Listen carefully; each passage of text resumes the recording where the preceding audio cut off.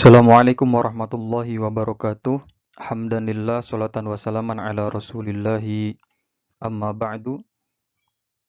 Kembali lagi di channel kami, channel Lughatun Al-Arabiyah. Pada kesempatan kali ini, kami akan membahas seputar fahmul makru, terutama jenis-jenis soalnya atau bentuk-bentuk soalnya, dan akan kami tampilkan juga contoh-contoh soal dari masing-masing jenis soal yang akan kami bahas. Kemudian akan kami sampaikan juga beberapa cara atau alternatif untuk mengerjakan soal-soal berikut. Versi video ini merupakan versi revisi sekaligus melengkapi dari video yang sudah di-upload di hari-hari sebelumnya ya. Apa saja bentuk soal fahmul makru? Yang pertama tentu ada ad-dabtus sahih, ini menanyakan harokat. Kemudian yang kedua ada al-muradif atau ada ungkapan bimakna. Itu yang ditanyakan adalah sinonim. Yang ketiga ada al-mudhad, antonim. Kemudian yang keempat ada kalimatun mutarabitatun fil makna. Ini kata-kata yang memiliki keterkaitan makna. Yang kelima ada kalimatun mutaqaribatun fil makna. Kata-kata yang memiliki kedekatan makna. Yang keenam ada kalimatun laha ma'nan asasiyun.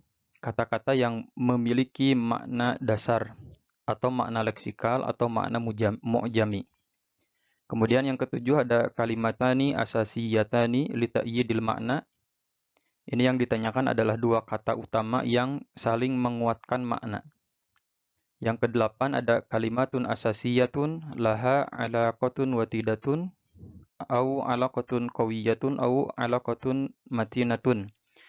Kata-kata utama yang memiliki ikatan yang kuat. Kemudian yang kesembilan ada al-kalimat al-miftahiyah, kata kunci. Yang ke-10 ada mihwarul fikroh atau mihwarul kalam.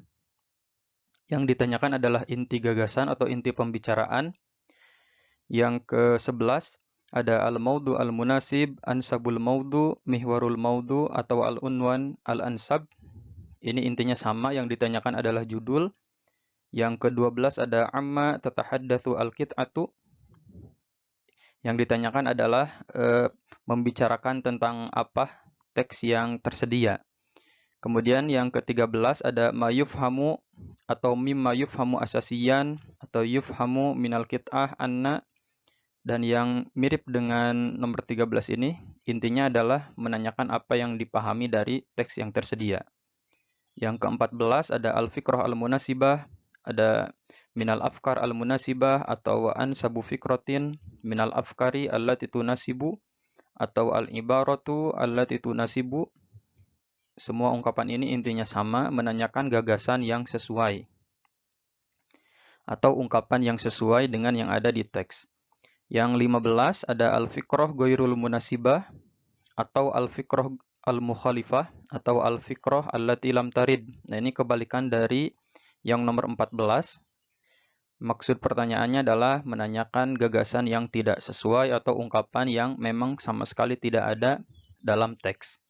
Dan terakhir ada al-fikrah al-asasiyah atau al-fikrah ar-ra'isah atau juga disebut dengan jauharul fikrah. Baiklah, kita akan beranjak ke masing-masing contoh dari jenis soal yang barusan kami sebutkan. Yang pertama, menanyakan harokat. Tentu ketika ada pertanyaan ad-dabtus shahih, yang ditanyainya adalah harokat, ini sangat berkaitan erat dengan penguasaan kita terhadap kaidah ya, kaidah bahasa Arab, terutama nahwu dan shorof. Jika kaidahnya tidak lancar atau tidak menguasai, tidak kita kuasai, itu akan kesulitan untuk mengerjakan soal ini ya. Kemudian tidak perlu membaca teks secara keseluruhan. Kalau ada pertanyaan ad-dabtus shahih, kita hanya fokus saja minimal kata setelah dan kata sebelumnya saja. Itu sudah cukup, tanpa harus memperhatikan teks secara keseluruhan. Contoh soal, misalnya di sini ada pertanyaan ad-dabtus sahih li tarkibi al-awamil al-muhimmah fil qit'ah as-sabiqah. Di sini yang ditanyakan hanya sekadar tarkib al-awamil al-muhimmah, yang mana hanya pada baris pertama dan di permulaan kalimat. Min ahadi al-awamil al-muhimmah. Nah, setelahnya, kalimat setelahnya ini sebetulnya tidak perlu kita terjemahkan, tidak perlu kita baca. Kita fokus saja ke tarkib al-awamil al-muhimmah. Untuk tips awal dalam mengerjakan fahmul makruh, teman-teman upayakan untuk tidak membaca teks terlebih dahulu, akan tetapi bacalah soalnya terlebih dahulu. Ya, khawatirnya kalau membaca teks terlebih dahulu, waktu teman-teman akan tersita, akan habis dengan membaca dan menelaah teks bacaan secara keseluruhan. Padahal yang ditanyakan misal hanya sebatas ad-dabtus sahih, harokat saja, tanpa memerlukan pemahaman mendalam dari kita terhadap teks ini. Jadi diupayakan dalam mengerjakan soal fahmul makruh ini, bacalah terlebih dahulu soalnya, pertanyaannya. Biasanya dipisah ya, pertanyaannya itu yang ada di luar kurung ya, yang ada di dalam kurung ini teks yang ditanyakan. Baik, kembali lagi ke pertanyaan nomor 1, ad-dabtus sahih. Untuk tarkib al-awamil al-muhimmah. Apakah al-awamilu al-muhimmatu, al-awamili al-muhimmati, al-awamila al-muhimmata, atau al-awamila al-muhimmati? Jawabannya adalah yang ba ya, al-awamili al-muhimmati. Mengapa? Karena ahadi di sini sebagai mudhof, al-awamili sebagai mudhof ilaih. Yang mana mudhof ilaih itu harus majrur ya. Kebetulan di sini lafad al-awamil termasuk isim ghair munsharif tapi yang gugur karena dimasuki alif lam, maka dia menjadi munsharif dan ciri jarnya dengan kasroh, maka kita baca al-awamili. Selanjutnya kata al-muhimmati, mengapa mengikuti harokat al-awamil? Karena al-muhimmati di sini sebagai naat dari al-awamil. Ya, naat majrur dengan majrur. Maka jawaban yang paling tepat adalah yang ba. Min ahadi al-awamili al-muhimmati.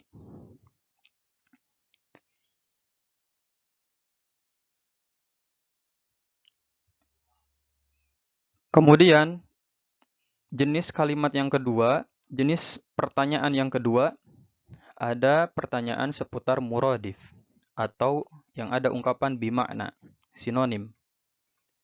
Nah, untuk pertanyaan seputar sinonim, tidak perlu membaca teks secara keseluruhan. Kita hanya fokus saja pada kata yang ditanyakan atau bahkan kita boleh langsung melihat opsi jawaban saja. Jadi tinggal lihat ke 4 opsi ini saja, sama sekali tak perlu gitu. Kita nggak perlu untuk membaca teks yang ada di dalam kurung ini. Di sini pertanyaannya kalimat al-alaqat fi hadhil qit'ah bimakna. Kata al-alaqat fi hadhil qit'ah dalam penggalan teks ini maknanya apa? Apakah al-jawanib, al-fawasil, ar-rawabit atau al-anafsir? Tentu jawabannya adalah yang jim ya. Al-alaqat itu sama dengan ar-rawabit, artinya ikatan atau relasi.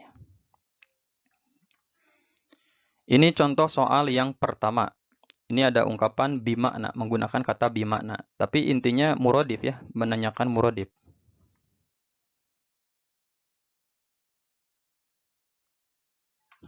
Contoh soal yang kedua, di sini ada teks di sini panjang ya, lumayan panjang. Dua baris itu lumayan panjang. Kalau kita baca dan kita misalkan terjemahkan, itu cukup menyita waktu. Nah, maka dari itu kita langsung fokus ke pertanyaan. Di sini al-kalimat allati tadullu ala ma'nan muradifin. Nah, lagi-lagi kalau yang ditanyakannya sekadar muradif ini sama sekali tak perlu kita baca, tak perlu kita terjemahkan, tak perlu kita ambil inti dari teks ini apa, tidak perlu. Kita bisa langsung fokus ke opsi yang ada.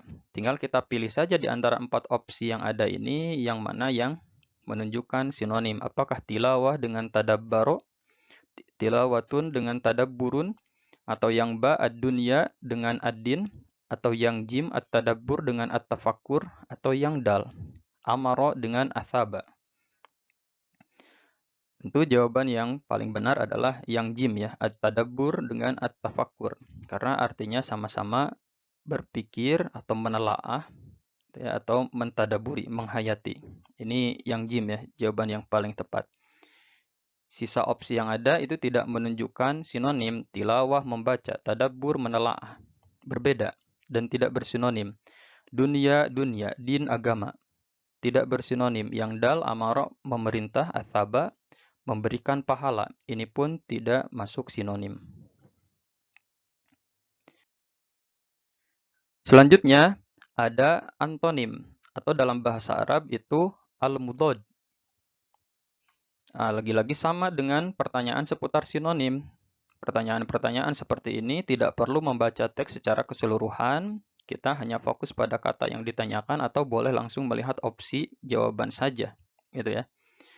Di sini pertanyaannya bisa seperti ini, al-kalimatu allati tadullu ala ma'nan mudhad atau al-kalimat adalah ala ma'nan mudhad atau al-kalimatani allatani tadullani ala ma'nan mudhad.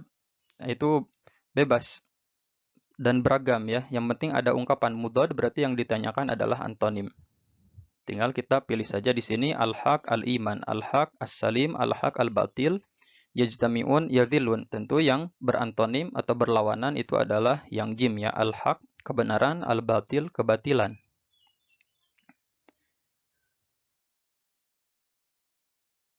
Selanjutnya yang keempat ada pertanyaan kalimatun mutarabitatun fil ma'na. Kata yang memiliki keterkaitan makna, kata-kata yang memiliki keterkaitan makna. Ini pun sebetulnya tanpa melihat teks pun tidak apa-apa. Tapi untuk memastikan, boleh ya, untuk memastikan mana yang paling berkaitan maknanya, itu boleh kita konfirmasi dengan melihat teks. Di sini bentuk ungkapannya seperti ini, ayyu kalimatin mutarabitatin fil makna mimma fil qit'ah as-sabiqah.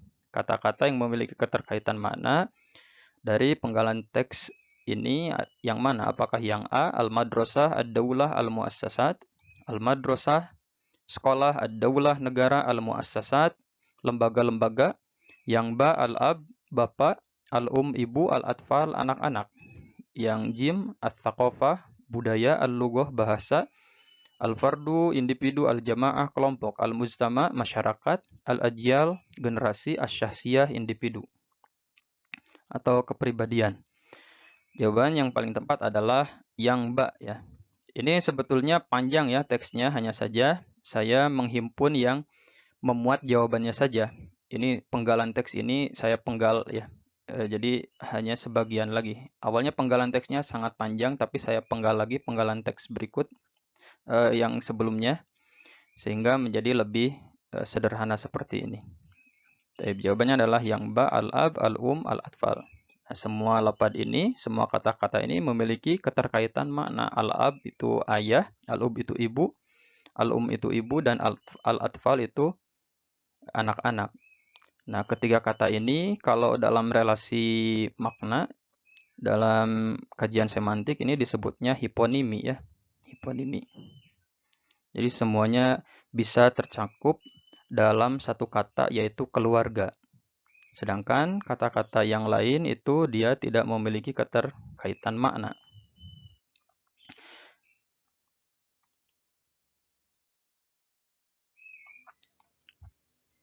Untuk bentuk soal yang selanjutnya, yang kelima itu ada yang namanya kalimatun mutaqaribatun fil makna, yaitu kata-kata yang memiliki kedekatan makna.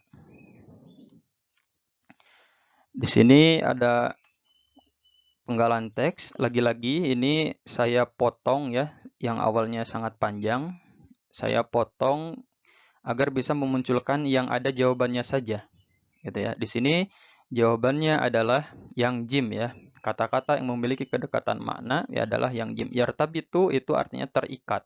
Alaqat artinya ikatan. Ikhtilat artinya berbaur. Nah, ini sesuai dengan teks yang ada di sini ya. Bahwa manusia itu terkait atau terikat dengan yang lainnya dengan berbagai ikatan, berbagai relasi, yang mana didasarkan pada cinta, saling tolong-menolong, dan saling memahami.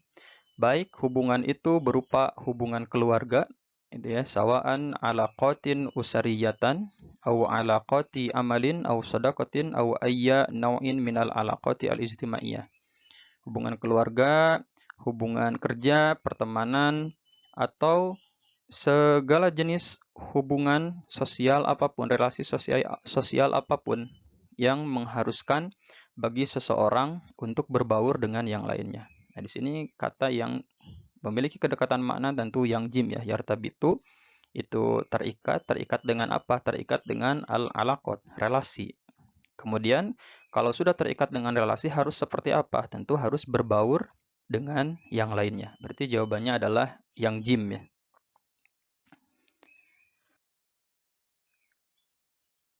Selanjutnya, untuk yang nomor 6, pertanyaannya adalah kalimatun laha maknan asasiyun, kata-kata yang memiliki makna dasar leksikal atau mu'jami. Dalam kajian semantik, itu ada makna asasi, ada makna idofi. Nah, makna asasi ini adalah makna dasar, makna leksikal, makna mu'jami, atau memang makna-makna yang termuat di dalam kamus, bukan makna tambahan atau makna kiasan. Nah, itulah makna asasi. Nah, di sini tinggal kita pilih mana yang termasuk kata-kata yang memiliki makna asasi, dan jawabannya adalah yang A ya, ad-din, al-aqidah, al-ibadah. Agama, akidah, dan ibadah. Ketiga lapad ini semuanya memiliki makna asasi dalam ungkapan ini. Berbeda semisal dengan opsi dal. Di sini ada iqamatuddin, membangun agama. Nah, kata membangun agama di sini tentu bukan makna asasi, karena yang biasa dibangun itu bukan agama. Biasanya kalau bukan makna kiasannya, makna dasarnya membangun itu biasanya untuk bangunan, untuk rumah. Nah, maka di sini yang opsi dal itu salah, tidak menjadi pilihan. Yang paling benar adalah yang A, ad-din, al-aqidah, dan al-ibadah.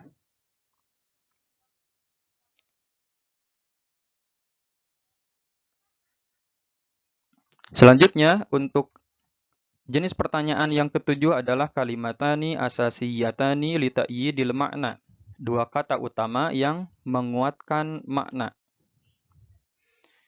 Di sini bentuk ungkapannya, bentuk pertanyaannya, ayyu kalimataini asasiyataini li ta'yidil makna. Dua kata utama mana yang menguatkan makna, saling menguatkan makna dalam penggalan teks ini. Manusia adalah tujuan dan media bagi peradaban.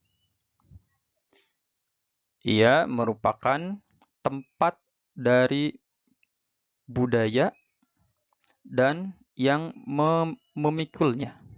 Maka tidak dapat dibayangkan adanya suatu peradaban yang tidak berorientasi pada manusia.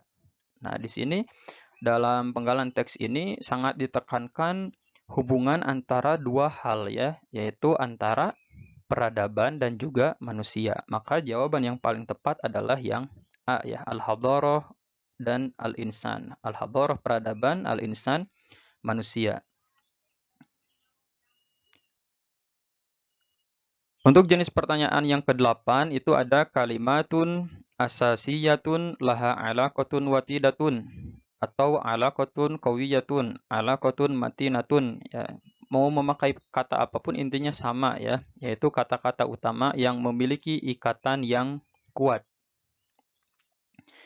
Di sini bentuk pertanyaannya adalah ayyu kalimatin asasiyatin laha alaqatun watidatun. Ini salah satu bentuknya ya. Nah, di sini jawabannya adalah yang A ya, al-mujtama, as-sa'adah, al-ilmu. Al-mujtama, masyarakat, as-sa'adah, kebahagiaan, al-ilmu, itu ilmu. Masyarakat yang terpelajar dan berilmu adalah masyarakat yang paling berpotensi untuk menghasilkan berbagai jalan menuju kebahagiaan dan ketenangan. Dan ilmu merupakan salah satu media yang mampu menjadikan hidup ini, yang mampu membuat hidup ini lebih tenang. Nah, di sini tentu dalam penggalan teks ini kata-kata yang memiliki ikatan yang kuat adalah al-mujtama itu sendiri, ya masyarakat, kemudian as-sa'adah, ya sa'adah ya kebahagiaan, kemudian al-ilmu, ilmu. Nah, tiga kata ini yang saling memiliki ikatan yang kuat ya, yang saling menguatkan, yang memiliki ikatan yang kuat. Taib.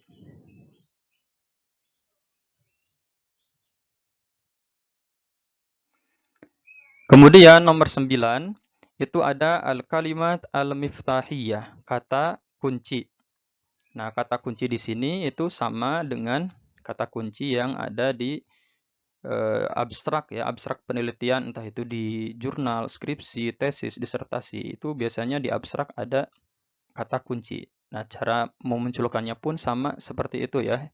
Kita mencari kata yang memang menjadi kunci permasalahan atau kunci pembahasan dalam teks yang disediakan. Di sini ada ungkapan, sekiranya tugas utama manusia dalam kehidupan ini adalah menggapai atau merealisasikan penghambaan kepada Allah Ta'ala, maka setiap ilmu yang ia pelajari atau setiap ilmu yang dipelajari oleh manusia hendaklah dapat membantunya untuk mengerjakan kewajibannya. Di sini kata kuncinya adalah yang dal ya. Jawabannya adalah yang dal, yaitu al-insanu wal ubudiyatu lillah. Ini membicarakan tentang manusia dan penghambaan kepada Allah. Bukan al-ibadah wal ilmu, ibadah dan ilmu. Bukan juga al-wazifah al-ubudiyah wal ubudiyah lillah, tugas dan penghambaan kepada Allah. Bukan juga membicarakan tentang Allah dan manusia. Tetapi jawabannya adalah yang dal ya. Al-insanu wal ubudiyatu lillah. Manusia dan penghambaan kepada Allah. Jenis pertanyaan yang ke-10 adalah mihwarul fikroh atau mihwarul kalam. Inti gagasan atau inti pembicaraan. Nah, untuk mencari mihwarul fikroh atau mihwarul kalam ini, biasanya dia terdapat di baris pertama ya. Di awal-awal biasanya untuk menemukan mihwarul fikroh atau mihwarul kalam. Atau bisa juga dengan melihat kembalinya domir itu biasanya ke lafad apa. Itu dia yang menjadi inti gagasan atau inti pembicaraan. Atau bisa jadi mihwarul fikroh atau mihwarul kalam ini bisa dikatakan sebagai al-kalimat al-miftahiyah juga ya. Cuman biasanya kalau mihwarul fikroh atau mihwarul kalam itu hanya terdiri dari satu kata saja. Nah, di sini ada penggalan teks. Televisi dianggap sebagai media informasi terbaru yang paling penting dan juga memiliki dampak yang besar. Dan televisi merupakan salah satu media yang sangat sulit ditinggalkan. Karena televisi ini dinikmati oleh kebanyakan manusia. Nah, di sini mihwarul kalam atau inti pembahasannya itu tentang apa? Tentu tentang at-tilfaz ya. Karena membicarakan tentang televisi, bukan membicarakan tentang adawat wa wasail i'lam, alat atau media informasi. Atau yang C misalnya, media informasi yang paling penting. Atau yang dal, fawaidu istikhdami tilfaz, manfaat dari penggunaan televisi. Nah, tidak membicarakan itu semua, ya intinya membicarakan tentang tilfaz ya, yang A, yaitu tentang televisi.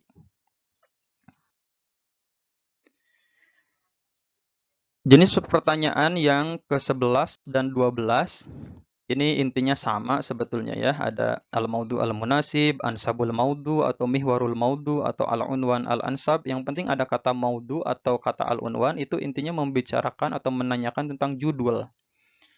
Dan pertanyaan-pertanyaan yang menggunakan ungkapan amma tatahaddath al-qit'ah atau amma yatahaddath an-nas itu sama juga ya. Penggalan teks ini membicarakan tentang apa ya yang ditanyakan berarti judulnya. Gitu ya. Nah, di sini misalnya ada ungkapan yahtammu ilmun nafsi bidirasati dhawahirin nafsiyati wa fahmi sulukiyatil insan wa asbabiha wa muhawalati taghyiriha aw ta'diliha. Psikologi merupakan ilmu yang memperhatikan kajian seputar fenomena psikologis, memahami perilaku manusia dan penyebabnya, dan mengkaji upaya untuk merubah atau atau upaya untuk mengubah perilaku tersebut. Bil idafati ila qiyamihi bi muqaranatis suluki al-'adiyyi ma'as sulukil maradi wa wad'il hululi li masyakilil afradi al-yawmiyati. Selain itu, psikologi juga berupaya untuk membandingkan perilaku yang normal dengan perilaku yang tidak normal ya. Perilaku yang tidak normal ya atau yang abnormal serta berupaya untuk memberikan solusi untuk permasalahan-permasalahan individu sehari-hari. Nah, di sini judul yang sesuai untuk teks barusan kira-kira apa? Apakah yang A, wadhifatu ilmin nafsi, atau yang B, muskilatu ilmin nafsi, wadhifatu ilmin nafsi, fungsi dari psikologi, atau yang B, muskilatu ilmin nafsi, permasalahan-permasalahan psikologi, atau adzawahir an-nafsiyah lil insan, fenomena-fenomena psikologis seseorang atau manusia, atau yang dal, masyakilul afrodi al-yawmiyatu, permasalahan individu sehari-hari. Maka jawabannya adalah yang A ya. Judul yang tepat adalah wadhifatu ilmin nafsi, fungsi dari psikologis. Untuk jenis soal atau contoh soal yang kedua yang menggunakan kata amma tatahaddatsu, di sini ada ungkapan al-hadaratu peradaban fi takdiril Islam, menurut ajaran Islam goyatuha al-ula, tujuan utamanya adalah tahqiqut tuma'ninati, untuk mencapai atau meraih ketenangan, wassalami, keselamatan, wal amni, dan keamanan. Wa iqamatil mujtama'i, membangun masyarakat al-fadili yang berbudi luhur, wa is'adil basyariyati, memberikan kebahagiaan kepada umat manusia, wa muharabati kulli awamilis syarri wad dharari, dan memerangi setiap faktor keburukan dan yang berbahaya, faktor-faktor keburukan dan bahaya. Kira-kira membicarakan apa teks ini? Apakah ahamiyatul hadarah indal Islam, pentingnya peradaban menurut Islam, atau yang B, goyatul hadarah indal Islam, tujuan peradaban menurut Islam, atau yang jim, anafsirul hadarah fil Islam, unsur-unsur peradaban dalam Islam, atau yang dal, takdirul hadarah, pandangan peradaban fil Islam, dalam ajaran Islam. Nah, jawabannya adalah yang B ya, goyatul hadarah indal Islam. Teks ini secara keseluruhan membicarakan tentang goyatul hadarah indal Islam, yaitu tujuan dari peradaban menurut ajaran Islam.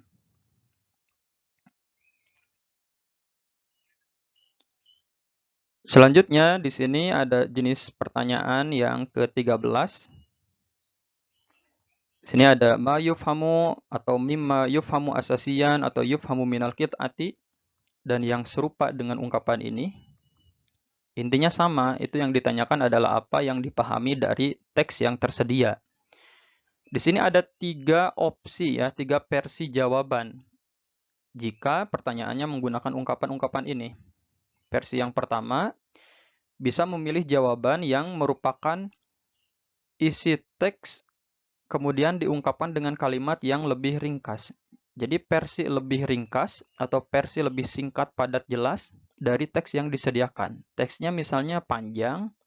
Nah, jawaban itu yang menggunakan ungkapan mimma yufham, dari pertanyaan yang menggunakan mimma yufham, itu berupa ungkapan yang ringkas atau kesimpulan ya, dengan kalimat yang sangat ringkas tanpa merubah esensi atau isi dari teks yang disediakan. Itu versi pertama.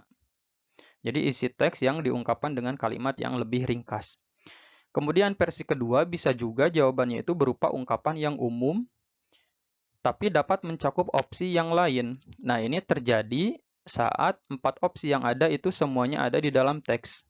Nah, jika seperti itu, maka pilihlah opsi yang paling umum, yang mana bisa memuat atau mencakup opsi-opsi sisanya. Yang terakhir, bisa juga jawabannya itu berupa ungkapan yang diputarbalikkan tanpa mengubah maksud. Nah, untuk versi yang ketiga ini saya beri contoh yang sederhana. Misalnya ada ungkapan kucing memakan ikan. Nah, itu diputarbalikkan, ikannya di awal, kucingnya di akhir, tapi tanpa mengubah inti maksud. Atau esensi dari teks yang barusan. Kucing memakan ikan. Ketika diputar balikan itu menjadi ikan dimakan kucing, bukan ikan memakan kucing. Nah, ini versi yang ketiga juga ada ya. Contoh soal yang pertama di sini, mayufhamu min hadhil qit'ah. Apa yang dipahami dari penggalan teks ini? Islam memotivasi kita untuk bekerja dan mencela pengangguran. Pekerja atau orang yang bekerja menurut kacamata ajaran Islam itu dianggap kal mujahidi, sebagai seorang mujahid. Apa yang dapat kita pahami dari penggalan teks ini? Apakah yang A, bekerja memiliki kedudukan yang mulia menurut Islam, atau yang B, Islam tidak memotivasi kita untuk menganggur. Yang C, menganggur lawan dari bekerja. Yang dal, ajaran Islam bisa nampak dengan bekerja. Nah, di sini jawabannya adalah yang A ya. Nah, ini versi yang pertama nih. Dia ungkapan yang panjang ini dia bisa diringkas dengan kalimat yang lebih singkat, padat, dan jelas ya. Intinya ini bahwa bekerja itu memiliki kedudukan yang mulia dalam ajaran Islam. Contoh soal yang kedua, di sini ada ungkapan bank melayani seluruh kalangan masyarakat, baik bank negeri ataupun bank swasta. Di samping manfaatnya yang banyak, bank juga memiliki ciri biddiqati fi a'malihi, ketepatan dalam bekerja, wasur'ati fi khidmatihi, kecepatan dalam melayani, wal amanati fi ta'amulihi, dapat dipercaya atau amanah dalam bertransaksi, wathiqati, dan dapat dipercaya fi ada irisalatihi, dalam melaksanakan misinya min syu'unin maliyatin, khususnya dalam bidang keuangan. Apa yang dapat kita pahami dari penggalan teks ini? Apakah yang A, al-banku lahu fawaidu jalilatun fima yahtasu bisyu'unin maliyah, bahwa bank memiliki manfaat yang besar, manfaat yang banyak, khususnya dalam bidang keuangan. Yang B, bank memiliki ciri ketepatan dalam bekerja, kecepatan dalam melayani. Yang C, setiap bank, baik itu negeri ataupun swasta, melayani masyarakat. Atau yang D, bank memiliki manfaat yang banyak, seperti ketepatan dan dapat dipercayai dalam menjalankan misinya. Nah, di sini jawabannya adalah yang A. Mengapa yang A? Karena jawaban A ini jawaban yang paling umum dan bisa memuat atau mencakup opsi-opsi yang ada. Nah, yang B, Jimdal itu hanya memunculkan salah satu dari manfaat atau keistimewaan dari atau ciri dari bank. Tapi yang A ini umum, bahwa bank itu memiliki banyak sekali manfaat, terutama dalam bidang keuangan. Apa saja? Nah, ini Ba, Jim, Dal. Berarti jawabannya yang paling tepat adalah yang A. Untuk jenis pertanyaan yang ke-14 dan ke-15, ada yang namanya al-fikrah al-munasibah, minal afkar al-munasibah, ansabu fikrah, minal afkar allati tunasibu, atau al-ibarat allati tunasibu. Itu intinya sama ya, menanyakan gagasan yang sesuai, ungkapan yang sesuai, atau ungkapan yang paling sesuai. Nah, cara menjawab nomor 14 ini pada dasarnya tinggal pilih saja yang memang ungkapan yang paling sesuai dengan isi teks, atau gagasan yang memang ada di dalam teks. Berarti opsi pengecohnya adalah opsi-opsi yang memang tidak sesuai dengan yang isi teks, atau justru memang tidak ada di dalam teks. Pada dasarnya seperti itu, akan tetapi ternyata untuk pertanyaan-pertanyaan yang menggunakan bentuk kalimat di nomor 14 ini, seperti nomor 14 ini, ternyata terkadang jawabannya itu sama seperti jenis pertanyaan yang ke-13. Jadi jenis pertanyaan sebelum yang ini, sebelum yang nomor 14 ini. Kebalikan dari pertanyaan nomor 14 itu ada al-fikrah ghairul munasibah, al-fikrah al-mukhalifah, ada al-fikrah allati lam tarid, yaitu gagasan atau ungkapan yang tidak sesuai. Nah, namanya gagasan yang tidak sesuai atau ungkapan yang tidak sesuai, tentu yang kita pilih adalah ungkapan-ungkapan yang memang tidak ada di dalam teks, atau mungkin tidak sesuai, atau bahkan bertentangan dengan isi teks yang ada. Untuk lebih jelas, kita lihat contoh soal yang pertama. Di sini ada ungkapan Islam memberikan manusia seluruh hak ekonomi, di antaranya hak untuk bekerja, hak untuk berupaya mencarinya, dan juga hak untuk berupaya keras di dalam kehidupan ini. Nah, pertanyaannya adalah ansabu fikroh. 5 fi hadhil kit'ah, gagasan yang paling sesuai. Ya, apakah al-hukuk al-iktisadiyatu yunadzimuhal insan? Hak-hak ekonomi itu diatur oleh Islam, atau yang ba, hendaklah manusia untuk bekerja dan mencari kerja dan juga berupaya.